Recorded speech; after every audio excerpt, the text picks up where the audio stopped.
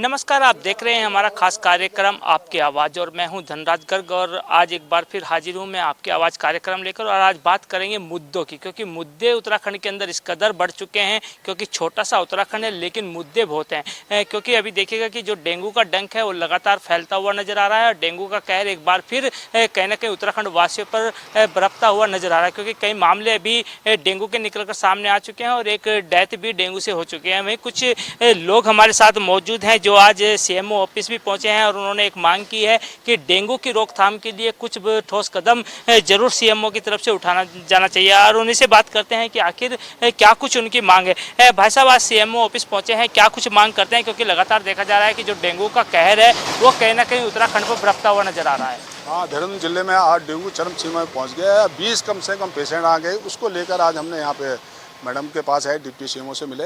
हमने उनको कहा कि डेंगू के लिए एक तो बेड की व्यवस्था प्राइवेट अस्पतालों में भी व्यवस्था की जाए, उनके लिए ब्लड बैंक की व्यवस्था की जाए, उनके लिए प्लेट्स की व्यवस्था की जाए और जो गरीब आदमी हमारे निःशुल्क, मेन पॉइंट हमारा था कि निःशुल्क उनको प्लेट्स, उनको ब्लड दिया जाए। बिल्कुल, जब भी देखते हैं, क्योंकि पिछले साल भी हमने देखा कि डेंगू का कहर बरपाया था लेकिन ब्लड नहीं मिल पाता है और ब्लड मिलता भी है तो कहीं ना कहीं उनसे मन माने पैसे वसूले जाते हैं। तो उसको लेकर क्या कहेंगे, किसकी जिम्मेदारी बनती है? नहीं, इसमें स्वास्थ्य मंत्री की पूरी जिम्मेवारी है। वो आदेश दे अपने डिप्टी सीएमओ को आदेश दे कि भी इसमें आप ये है कि निःशुल्क लें, गरीब आदमियों से पैसे क्यों ले रहे हो आप? निःशुल्क व्यवस्था की जाए, प्लेट्स की पूरी व्यवस्था की जाए, नहीं तो इस्तीफा दें स्वास्थ्य मंत्री जी। हम तो ये मांग करते हैं। बिल्कुल, कहीं ना कहीं जिस तरीके से डेंगू अपना कहर बरसाता है और कहीं ना कहीं स्वास्थ्य विभाग एक तरीके से कहा जाए कि विफल नज़र आता है, तो उसके लिए कहीं ना कहीं एक ठोस कदम स्वास्थ्य मंत्री को जरूर उठाना होगा और स्वास्थ्य मंत्री को कहीं ना कहीं सीएमओ को, एसीएमओ को, सभी को निर्देश भी करना होगा कि किस तरीके से वो पूरी व्यवस्था बनाए, क्योंकि प्लेट्स की सबसे अधिक कमी देखने को मिलती है। भाई साहब, यदि नगर निगम की जिम्मेदारी की बात करें, क्योंकि कहीं ना कहीं नगर निगम की भी जिम्मेदारी है कि डेंगू की जो साफ़ सफाई होती है उसको पहले से ही कहीं ना कहीं साफ़ सफाई रखे ताकि डेंगू ना फैले, तो उसको कितना कारगर साबित समझते हैं आप? देखिए, पिछली बार अगर आपने देखा होगा, पिछले 2 टर्म में समय में अगर आपने देखा होगा, तो चाहे स्वास्थ्य विभाग की बात करें चाहे नगर निगम प्रशासन की बात करें, पूर्ण तरीके से जो दोनों विभाग फेल रहे। इससे पिछले डेंगू के कार्यकाल में भी और चाहे कोरोना के समय में हम बात करें, और इस बीच में भी अगर आपने देखा होगा, आज देहरादून में कम से कम 20 से ज़्यादा केसेस जो है डेंगू के आ चुके हैं, जबकि समय से पहले डेंगू ने दस्तक दे दी है। और इस दस्तक में आज एक मौत भी जो है, एक मरीज की मौत डेंगू से हो गई है। पर उसके बावजूद भी अगर आप देख रहे होंगे, क्योंकि आप धरातल पर रिपोर्टिंग कर रहे हैं, अगर आप देख रहे होंगे ना तो आपको स्वास्थ्य विभाग की टीम नज़र आ रही होगी और ना ही आपको नगर निगम की टीम मुस्तैद नज़र आ रही होगी, जो एक बहुत बड़ी लापरवाही है। आज हमने इन्हीं सब चीज़ों को लेकर, और क्योंकि सरकार ऐसे लोगों की बैठी है जो विपदा में अवसर ढूंढती है। आपने अगर कोरोना टाइम में देखा होगा तो इन्होंने अवसर तलाशे, पिछले साल अगर आपने डेंगू में देखा होगा तो इन्होंने अवसर तलाशे। ये अपनी वाहवाही खुद लूटने वाली सरकार है, पीठ थपथपाने वाली सरकार है। आज 20 से ज़्यादा केस डेंगू के हो चुके हैं। सरकार जो है वो हिंदू मुसलमान में जो है वो वक्फ बोर्ड पर जो है जो लगी हुई है, उन पर हिंदू मुसलमान करने में लगी हुई है।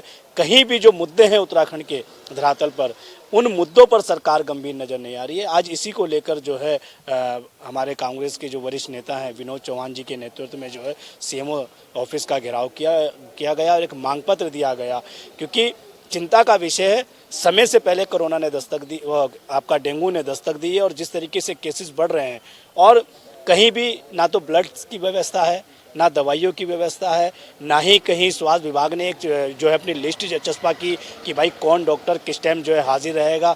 बस्तियों का सर्वे नहीं हो रहा है। बस्तियों में जाके आप पानी का सर्वे ना तो नगर निगम कर रहा है और ना ही जो है स्वास्थ्य विभाग कर रहा है।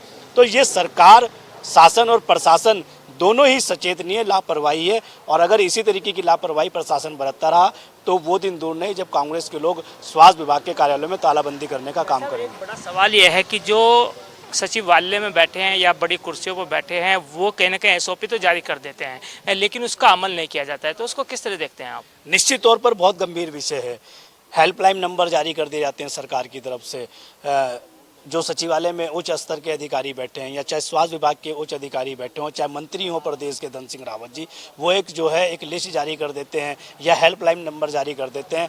पर जब जनता उन नंबरों पर संपर्क करने के लिए प्रयास करती है तो उन नंबरों पे फ़ोन नहीं उठाए जाते हैं, जनता को सुविधाएं नहीं जाती हैं। ऐसी बहुत सी मूलभूत सुविधाएं जिस पर लेकर आज हमने अपने मांग पत्र में जो है उसको रखा है। और सबसे महत्वपूर्ण जिस पर प्रमुख तरीके से हमने अपनी बात को रखा है, कोरोना टाइम में भी आपने देखा होगा ऑक्सीजन के लिए किस तरीके से जनता से लूटपाट हुई, रेमडेसिविर इंजेक्शन के लिए किस तरीके से लूटपाट हुई। हमने एक प्रमुख मांग जो है इसमें रखी है, क्योंकि सीएमओ साहब हमारे आने से पहले ही मीटिंग का बहाना करके गायब हो गए थे, क्योंकि उन्हें जवाब देने थे और वो जवाब शायद उनके पास थे नहीं, इसलिए वो गायब हो गए थे अपनी कुर्सी से। तो जो डिप्टी सीएमओ उन्होंने हमारा ज्ञापन लिया। एक प्रमुख मांग हमने रखी है कि जो प्लेटेट्स होती हैं उसके लिए एक लूट होती है जनता से, और गरीब असहाय लोग वो शुल्क कहाँ से लाएंगे, मनमाने शुल्क जो है प्लेटेट्स के लिए और ब्लड्स के लिए जो आईएमए या और जो विभाग हैं वो उनसे लेता है। तो हमने एक मांग प्रमुख रखी है कि वो निःशुल्क प्लेटेट्स का जो चार्ज है वो निःशुल्क किया जाए, और एक हेल्पलाइन नंबर जो है जारी किए जाएँ जो जनता सीधा संपर्क करे और उन्हें पता है कि यहाँ से ब्लड मिले और यहाँ से प्लेटेट्स मिले। बिल्कुल, कहीं ना कहीं अफसरशाही कहीं ना कहीं उत्तराखंड के अंदर हावी होती हुई नजर आ रही है, क्योंकि कई मंत्री भी इस तरह के आरोप लगा चुके हैं कि उत्तराखंड के अंदर अफसरशाही हावी है। और वहीं आपने सुना कि किस तरीके से अफसरशाही की एक बात करें कि सीएमओ से मिलने आते हैं लेकिन सीएमओ बैठक का बहाना बनाकर निकल जाते हैं, तो कहीं ना कहीं ये अफसरशाही कहा जाए। भाई साहब, क्या कह सकते हैं कि क्या उत्तराखंड के अंदर अफसरशाही हावी हो चुकी है? निश्चित तौर पर, और ये कांग्रेस के लोग नहीं कह रहे हैं, भारतीय जनता पार्टी की सरकार इस प्रदेश में पिछले 8 साल से है। सतपाल महाराज जी, विनोद चमोली जी, आपका क्या बोलते हैं सुबोध उनिहाल जी, ये तमाम, चाहे खजानदास राजपुर रोड विधानसभा जिस क्षेत्र में हम खड़े हैं उस क्षेत्र के विधायक हों, चाहे इससे पूर्व में जिनको मंत्री हटाया गया प्रेमचंद अग्रवाल वो हों, चाहे पूर्व मेयर गामा जी रहे हों, समय समय पर उन्होंने अफसरशाही पर सवाल उठाए हैं। और अभी हाल ही में आपने देखा होगा कि त्रिवेंद्र सिंह रावत जी जो इनके सांसद हैं, पूर्व मुख्यमंत्री है, उन्होंने सवाल खड़े किए हैं। इससे पहले पूर्व मुख्यमंत्री के रूप में तीरथ सिंह रावत जी ने सवाल खड़े किए हैं। अफसरशाही इस तरीके से बेलगाम है कि वो नेताओं को धराशायी करने का काम कर रही है, सरकार को धराशायी करने का काम कर रही है। मंत्रियों को पता नहीं होता, शासनादेश जारी हो जाते हैं, पत्र जारी हो जाते हैं, ट्रांसफ़र हो जाते हैं। और कहीं ना कहीं अगर आप अभी देखेंगे, हाल फिलहाल में ही भारतीय जनता पार्टी के पूर्व प्रदेश अध्यक्ष और विधायक चौपाल जी ने अभी 2 दिन पहले प्रेस वार्ता की। उन्होंने कहा है कि अफसरशाही इस तरह हावी है कि पिछले 25 सालों से जो विकास उत्तराखंड में होना चाहिए था वो विकास नहीं हो पा रहा है। बिल्कुल, कहीं ना कहीं अफसरशाही हावी होने के कारण कहीं ना कहीं कहा जा सकता है कि धामी सरकार की जो योजनाएं हैं उनको भी पलीता लगता हुआ नजर आ रहा है, क्योंकि तमाम जो योजनाएं हैं धामी सरकार चलाती जरूर है लेकिन वो जनता तक नहीं पहुँचती। उसका कारण सिर्फ यही है कि जागरूकता नहीं है, या फिर कहा जाए कि अफसरशाही हावी है क्योंकि अफसर उस काम को करना नहीं चाहते हैं, उन योजनाओं को देना नहीं चाहते हैं। लेकिन वही देखिएगा कि उत्तराखंड के अंदर तमाम तरह के जो मुद्दे हैं वो काफ़ी मुद्दे गंभीर हैं, चाहे वो हम स्वास्थ्य विभाग को लेकर कहें या फिर अन्य विभागों को लेकर कहें, शिक्षा को लेकर कहें, तमाम विभागों में कहीं ना कहीं इस तरह की अफसरशाही देखने को मिलती है। लेकिन वही देखिएगा कि सरकार बड़े बड़े दावे जरूर करती है कि स्वास्थ्य सेवाएं दुरुस्त हो चुकी हैं, क्योंकि अभी हाल ही में 4 धाम यात्रा भी शुरू होने वाली है। लेकिन जिस तरीके से स्वास्थ्य व्यवस्था चरमरा रही तो इससे कहीं ना कहीं एक पोल सरकार की भी खुलती हुई नजर आती है। भाई साहब, किस तरह देखते हैं इस स्वास्थ्य सेवाओं को कि उत्तराखंड के अंदर जो स्वास्थ्य सेवाएं हैं वो किस तरह की स्वास्थ्य सेवाएं हैं? देखिए, जहाँ तक कि आप उत्तराखंड में मेन सबसे पहले राजधानी की बात करोगे, राजधानी में तो यहाँ की स्वास्थ्य सेवाएं बिल्कुल चरमरा रखी हैं। आप देखिए, अभी आज हम यहाँ पे विनोद चौहान जी के नेतृत्व में ज्ञापन देने हैं, तो यहाँ पे सीएमओ साहब ही कोई बहाना बनाकर चले गए। वो कह रहे मीटिंग का बहाना, हालांकि उनसे पहले दूरभाष पे वार्ता करने से पहले टाइम लिया गया था, लेकिन उन्होंने इस बात को ना ध्यान रखते हुए उन्होंने कह दिया कि आप एसीएमओ को ज्ञापन दो। अब एसीएमओ कह रही है हमें इस बात में मैं कुछ नहीं कर सकती, तो मैं सिर्फ आपका आगे कर सकती हूँ। बस बात ये, जनता अगर जो यहाँ पे अपनी बात लेकर आए तो ये कागज इधर के उधर कर सकते हैं और बाकी कार्रवाई करने के लिए कुछ नहीं है। तो क्या लगता है अभी जो डेंगू का कहर है वो उत्तराखंड के अंदर बरपना शुरू हो चुका है, क्योंकि अभी एक डेथ भी हो गई है, तो क्या सरकार को इसके लिए कुछ ठोस कदम उठाने चाहिए?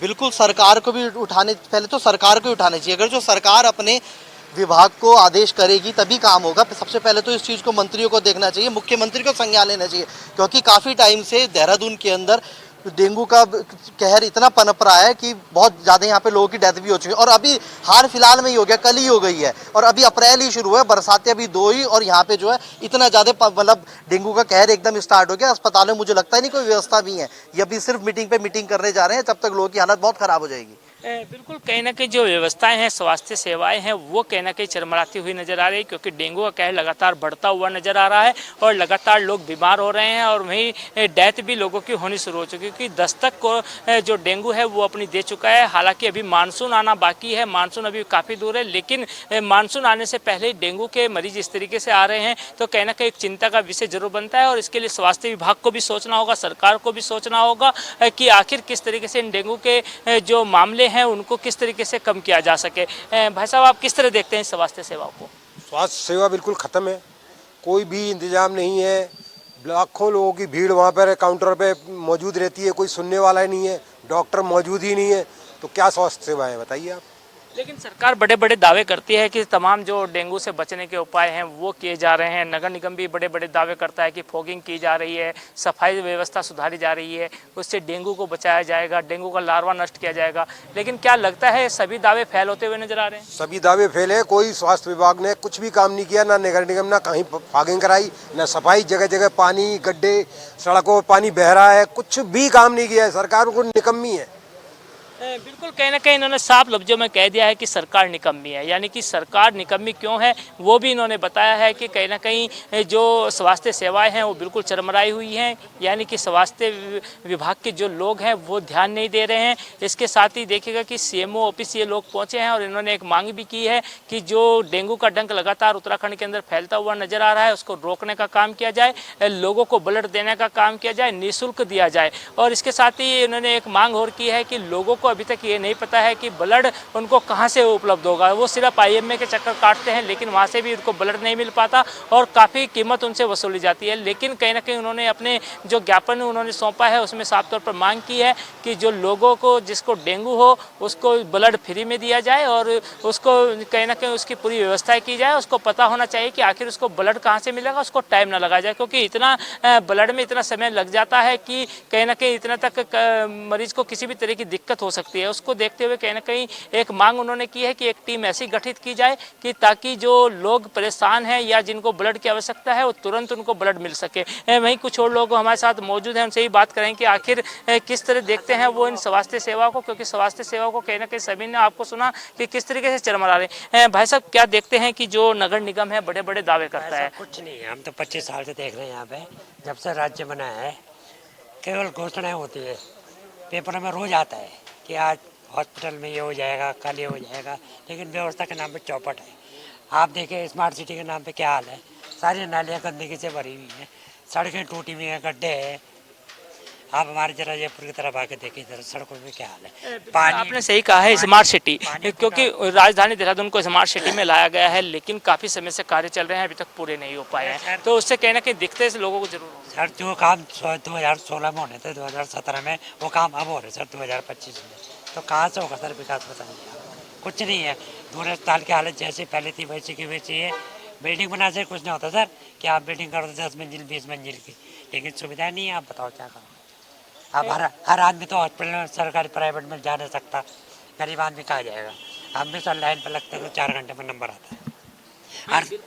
बिल्कुल इन्होंने सही कहा है कि बिल्डिंग बनाने से कुछ नहीं होता लेकिन काम जरूर करना चाहिए। लेकिन दून हॉस्पिटल के हालात ये हैं कि लोगों को इलाज नहीं मिल पाता है और लोग कहीं ना कहीं वहाँ पर भाग दौड़ में ही लगे रहते हैं। लेकिन जिस तरीके से भाई साहब ने बताया कि स्मार्ट सिटी के कार्यों के कारण भी कहीं ना कहीं लोगों को काफ़ी दिक्कतों का सामना यहाँ पर करना पड़ता है। तमाम जगहों पर गड्ढे खुदे हुए हैं, तमाम सड़कें खुदी हुई हैं, तमाम एक्सीडेंट प्रतिदिन होते हैं, कई लोगों की मौत भी हो जाती है। और तो इसके लिए भी कहीं ना कहीं सरकार को सोचना होगा कि स्मार्ट सिटी के जो कार्य हैं उनको जल्द से जल्द किया जाए। भाई साहब, क्या कहेंगे स्मार्ट सिटी के कार्यों को लेकर? कुछ नहीं है सर, स्मार्ट सिटी के नाम पे उन्होंने लूट दिया जनता को, पागल बना रखा है जनता का, कुछ नहीं है। बिल्कुल कहीं ना कहीं इनका साफ तौर पे कहना है कि स्मार्ट सिटी के जो कार्य हैं उन पे कोई भी ध्यान नहीं दिया जा रहा है, ना ही स्वास्थ्य सेवाओं पर ध्यान दिया जा रहा है। तो कहीं ना कहीं सरकार को सोचना होगा और सरकार को इसके लिए ठोस कदम उठाना होगा, क्योंकि जिस तरीके से डेंगू के मामले लगातार बढ़ते हुए नजर आ रहे हैं उनको रोकने के लिए कहीं ना कहीं कुछ ठोस कदम जरूर सरकार को उठाने होंगे। स्वास्थ्य सेवाएं लगातार उत्तराखंड के अंदर चरमराती हुई नजर आ रही हैं, जिसको लेकर लगातार कांग्रेस हो या फिर अन्य दल हो लगातार कहीं ना कहीं आवाज़ उठाते हैं, लेकिन सरकार सुनने का नाम नहीं लेती, क्योंकि डेंगू के मामले लगातार बढ़ते हुए नजर आ रहे हैं। और अभी मानसून भी नहीं आया है, लेकिन उससे पहले डेंगू के मामले बढ़ना कहीं ना कहीं चिंता का विषय जरूर है और लोगों को डेंगू का डर सताता हुआ नजर आ रहा है। वहीं हमारे साथ कांग्रेस के नेता मौजूद हैं, उनसे बात करें कि आखिर वो किस तरह देखते हैं सरकार की जो व्यवस्थाएं हैं उनको किस तरीके से देखते हैं। सर, यदि डेंगू की बात करें, क्योंकि डेंगू के मरीज लगातार बढ़ते हुए नजर आ रहे हैं, लेकिन स्वास्थ्य सेवाएं कहीं ना कहीं चरमराती हुई नजर आ रही है, किस तरह देखते हैं स्वास्थ्य सेवाओं को? देखिए, धन सिंह रावत जी जो हमारे माननीय मंत्री हैं, स्वास्थ्य मंत्री, वो लगातार बयानबाजी दे रहे हैं। पिछले दौर में मैं उनकी बयानबाजी सुन रहा था कि अब आपको खून की अगर कहीं ज़रूरत पड़ेगी तो आपको भटकना नहीं पड़ेगा, एक नंबर उन्होंने जारी किया, उस नंबर पर फ़ोन कीजिए, वहीं आपको खून उपलब्ध हो जाएगा। अगर मैं आपसे इस बात का जिक्र करूं कि लोग परेशान हैं, लोगों को ब्लड नहीं मिल पा रहा है। डेंगू की बात जहां तक आपने की है, अभी गर्मियों की शुरुआत हुई है, अभी तो कायदे में बरसात की शुरुआत भी नहीं हुई है और अभी से ही जिस तरह से डेंगू ने जोर पकड़ लिया है और मैं समझता हूँ एक कैजुअल्टी भी उस पर हो गई है, तो उसके बाद अगर आप अभी भी नहीं जागे हैं और अभी भी आप बयानबाजी तक सीमित हैं, तो मैं समझता हूँ ये ऐसा ना हो कि ये पिछले सालों की तरह ये डेंगू भयावह जो है रूप ना ले ले और फिर आप बयानबाजी करते रह जाए। मेरा निवेदन है, सरकार से भी निवेदन है और शिक्षा और स्वास्थ्य मंत्री जो हमारे धन सिंह जी हैं, उनसे भी निवेदन है कि आप कृपा करके पूरी ईमानदारी के साथ अधिकारी को जिम्मेदारी के साथ लगाइए और कहाँ कहाँ पर क्या दिक्कत है। ये कहने से नहीं होगा कि आपने कहा कि दून में पूरी व्यवस्था होगी, आपने कहा कोऑर्डिनेशन में पूरी, कोई व्यवस्था नहीं हो पाई है अभी भी जो है मरीज जो अगर डेंगू का कोई मरीज आ रहा है उसका कई मशीनें आपकी ख़राब पड़ी हैं, उन मशीनों को पहले ठीक करवाइए, जो चीज़ें चाक चौबंद करनी है उनको चाक चौबंद कीजिए, जो आपके हाथ में उसे तो पहले कीजिए। ये तो चलिए अगर डेंगू आ गया है तो उसमें थोड़ा समय लग सकता है, लेकिन जो आपके हाथ में आप उसे ठीक करिए। वो भी अगर आप ठीक नहीं कर पा रहे हैं तो मात्र बयानबाजी से काम नहीं चलेगा और ये कहीं ना कहीं अगर ज़्यादा दिक्कत अगर आएगी तो इसका खामियाजा सरकार को भुगतना पड़ेगा, मंत्री जी को जवाब देना पड़ेगा। सर, नंबर तो जारी कर दिए जाते हैं ब्लड के लिए कि आप टोल फ्री नंबर पर कॉल करके ब्लड ले सकते हैं, लेकिन अक्सर देखा जाता है कि जब इस तरह की बीमारी सामने होती है तो कहीं ना कहीं वो नंबर या तो बिजी आते हैं या फिर वो नंबर उठते नहीं हैं, तो इसके लिए क्या कुछ ठोस कदम उठाने चाहिए? नहीं, देखिए, ये तो आप अधिकारी की जिम्मेदारी लगाइए। अगर ब्लड लेने कोई कहीं भी ब्लड लेने आ रहा है तो वहाँ जो अधिकारी बैठा है उस अधिकारी से वो मिले, उसके रिश्तेदार अगर वहाँ आते, चलिए फ़ोन नहीं उठ रहा है तो अगर उसके जो मरीज है उसके रिश्तेदार अगर वहाँ जाते हैं और वो पूछते हैं, वहाँ पर अधिकारी नहीं मिलता है, जिम्मेदार अधिकारी, वहाँ पर भी जो है वो आगे दूसरे तीसरे को भेजने का काम करते हैं और इससे कहीं ना कहीं मरीजों को बहुत बड़ी परेशानी होती है, मरीजों के तीमारदारों को बहुत ज़्यादा परेशानी होती है। और आपने अगर नंबर दिया है तो ईमानदारी के साथ आप ब्लड की व्यवस्था भी कराइए, खाली नंबर से काम नहीं चलेगा। सर, यदि पहाड़ों की बात करें, क्योंकि पहाड़ों में बड़े बड़े दावे कहीं ना कहीं सरकार करती है और शासन प्रशासन भी बड़े बड़े दावे करता है कि क्योंकि चारधाम यात्रा भी जल्द शुरू होने वाली है, स्वास्थ्य सेवाओं को लेकर किस तरह देखते हैं पहाड़ों में, क्या जो व्यवस्थाएं होनी चाहिए वो दुरुस्त हैं? नहीं, देखिए, एक बात मैं बहुत साफ कह दूं, पहाड़ों का जहाँ तक सवाल है, पहाड़ों की जो व्यवस्था है, स्वास्थ्य व्यवस्था तो बहुत चरमरा है। वहाँ तो आप ये सोचिए कि लोग भगवान भरोसे चल रहे हैं। आज भी अगर 8-8, 10-10 किलोमीटर रात को जो है वो डंडी और कंडियों पर जो है लेकर उनको लेके जाना पड़ता है और सड़क नहीं है। लोग किस तरह से, और कई गांव में जब पुरुष नहीं होते, महिलाएं कंधों पर लेकर उनको जाती हैं और 10 से 15 किलोमीटर दूर तक जाती है। CST में आ गए, वहाँ कोई व्यवस्था नहीं है, फिर वहाँ से वो श्रीनगर मेडिकल कॉलेज में भेजेंगे, वहाँ व्यवस्था नहीं होती, फिर वो देहरादून भेजेंगे, मरीज तो बेचारा रास्ते में दम तोड़ देता है। आप ईमानदारी के साथ जो है पहाड़ों की स्वास्थ्य व्यवस्थाओं को ठीक कीजिए। अभी तो आपके डॉक्टरों के जो स्पेशलिस्ट डॉक्टर हैं उनके अभी आपके इंटरव्यू चल रहे हैं, तो कब जाएंगे डॉक्टर?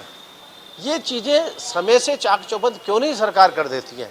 और अब देखिए, आप लगातार, अब आप ये कहें कि चलिए आप पिछले 2017 से लेकर आज 25 हो गया, 8 साल से लगातार आपकी सरकार है, तो पिछले 8 सालों में तो मैं समझता हूँ आपको सारी व्यवस्थाओं को चाक चौबंद कर देना चाहिए था। चलिए, नहीं हो पाई है। अब चारधाम यात्रा सड़क आपके सिर पर है और चारधाम यात्रा में जिस तरह से लगातार लाखों लाख रजिस्ट्रेशन हो रहे हैं और आप कह रहे हैं कि सारी व्यवस्था चाक चौबंद है, वहाँ भी व्यवस्था है, चाक चौबंद नहीं है। आज भी आप ऋषिकेश में चले जाइए, जब 2:30 से 3 बजे तक जो जाम लगता है, 4-4, 5-5 घंटे के जाम लग रहे हैं, अभी भी आपने वहाँ कोई व्यवस्था नहीं की है। समय रहते हुए व्यवस्था कीजिए और अच्छा संदेश एक प्रदेश का जाना चाहिए कि दिन प्रतिदिन प्रतिवर्ष जो है ये एक मैसेज जाना चाहिए कि अब व्यवस्थाएं सुधर रही हैं, लेकिन अभी तक ऐसा मैसेज जा नहीं रहा। बिल्कुल कहीं ना कहीं जो स्वास्थ्य सेवाएं हैं वो चरमराई हुई है, क्योंकि पहाड़ों की यदि बात करें तो पहाड़ों के हालात इतने बद से बदतर हो चुके हैं कि लोगों को अपने मरीजों को कंधों पर उठाकर कई कई 100 किलोमीटर दूर ले जाना पड़ता है, और जब वहाँ पर भी उनका इलाज नहीं होता है तो उनको देहरादून पहुँचना पड़ता है। तो इससे कहीं ना कहीं स्वास्थ्य सेवाएँ जरूर चरमराती हुई नजर आ रही हैं। लेकिन वहीं चारधाम यात्रा सर पर है, लेकिन व्यवस्थाएँ पूरी नहीं हो पाई हैं। हालाँकि सरकार और शासन प्रशासन बड़े बड़े दावे जरूर कर रहे हैं कि जो व्यवस्थाएँ हैं चारधाम यात्रा की वो दुरुस्त कर दी गई हैं, लेकिन अभी भी आपने सुना कि किस तरीके से जो व्यवस्थाएं हैं वो चरमराई हुई हैं। लेकिन अब देखने वाली बात ये होगी कि क्या 30 अप्रैल से पहले, यानी कि चारधाम यात्रा शुरू होने से पहले, क्या जो व्यवस्थाएं इस तरह की चरमराई हुई हैं क्या वो दुरुस्त की जाती हैं या नहीं, ये तो आने वाला समय बताएगा। लेकिन अभी ये कहा जा सकता है कि अभी जो व्यवस्थाएं हैं वो चरमराई हुई हैं।